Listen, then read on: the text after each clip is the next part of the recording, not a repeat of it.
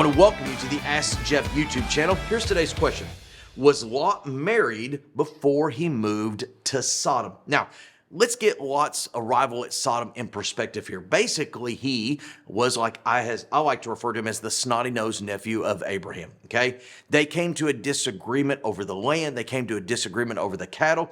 And the Bible says that he went eastward. He went to Sodom. The Bible does not say that he and his wife went to Sodom.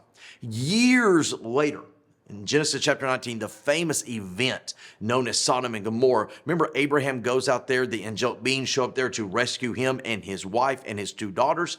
His wife defends Sodom, looks back on Sodom, and turns into a pillar of salt. It is a story, it is a mess of all messes.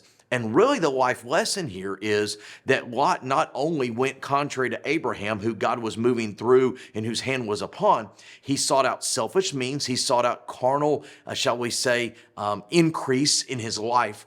And in Sodom, he meets a woman who is of Sodom and obviously is sensitive and, shall we say, sympathetic to the views, and unfortunately looked back and was turned into a pillar of salt. In Luke chapter 17, Jesus is the only one in the New Testament who says, remember Lot's wife. It's the only person that we're told to, quote, remember. In other words, don't go there.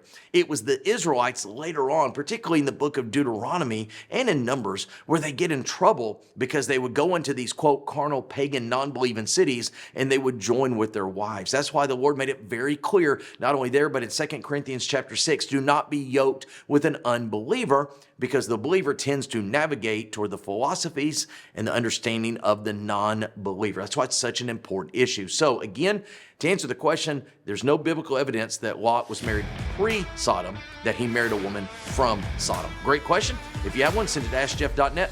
Maybe your question will be tomorrow's. Thanks for being a part of today's daily question. Now, we answer a question each and every day. Please feel free to submit a new question at AskJeff.net. We may not have gotten to yours today, but we eventually will continue to be a part of this. Subscribe so you don't miss out on a question every day.